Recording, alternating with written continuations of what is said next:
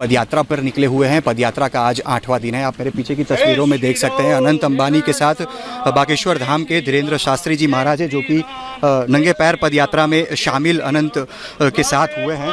अनंत जी, क्या कहेंगे? आपके पास तो सारी चीज़ें हैं, गाड़ी है, किसी चीज़ की कमी नहीं है, इसके बावजूद आप पदयात्रा और पैदल पदयात्रा ब्रह्म मुहूर्त में सुबह कर रहे हैं। इसके पीछे की क्या सोच है?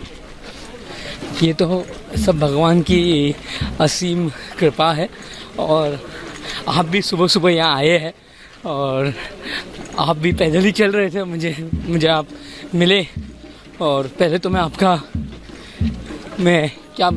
एक कठिनाई में पहुँचाया कि आप सुबह सुबह यहाँ आए और आप भी और आपके कैमरामैन भी साथ चले, तो मैं सोचा कि आपको बुरा नहीं लगना चाहिए, इसीलिए मैं वार्तालाप करने यार हो गया था। बट ये हम सब तो भगवान के ही खिलौना है और भगवान नहीं हम सब भगवान के सेवक हैं। हम सब भगवान के ही सेवक है और जो भी है भगवान का ही है, जो भी हमारा है वो भगवान का ही है। तो उसी भगवान के सेवा में मैं सोचा कि हमारे घर है जामनगर में, तो वहाँ से हम चलकर द्वारकाधीश की तरफ जाए।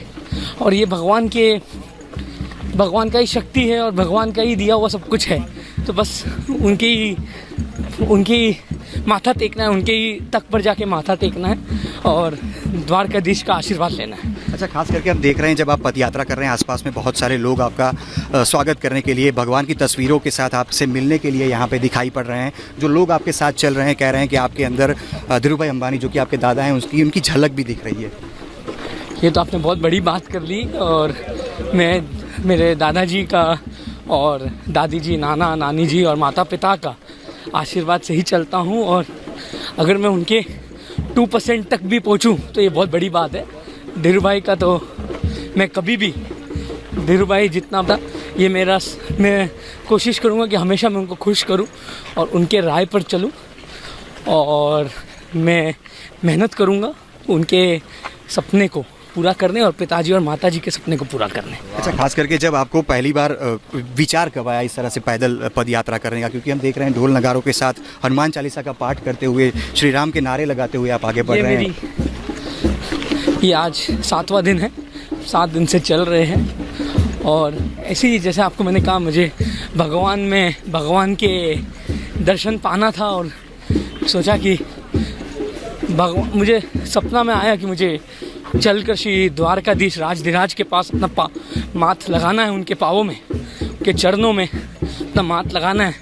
तो मैंने एक सोच अपना ली और शुरू कर लिया और आज हम यहाँ पहुँचे। और मैं सब लोग का आभार करता हूँ। मुझे पता नहीं था कि इतने लोग साथ में जुड़ेंगे और आएंगे, और मैंने उनका बहुत बहुत आभार मानता हूँ। और बस श्री द्वारकाधीश का कृपा है और हम सब श्री द्वारकाधीश के सेवक हैं। अच्छा, धीरेन्द्र शास्त्री जी भी आपके साथ जुड़ गए हैं। कब तक पहुंचेंगे द्वारकाधीश के दर्शन में?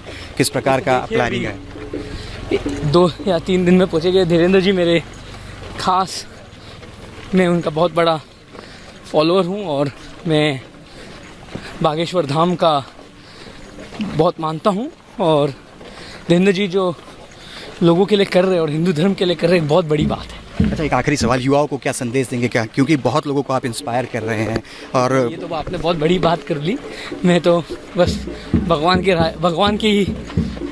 का दिया हुआ सब कुछ है हम सबको, और हमें बस भगवान से मांगने से ज़्यादा भगवान जो देता है उससे खुश रहना चाहिए और भगवान के प्रति प्रेम रखना चाहिए। और भगवान के प्रति हम सबको प्रेम रखकर और भगवान के चरणों में माथा टेक कर भगवान से हमेशा शुक्रिया अदा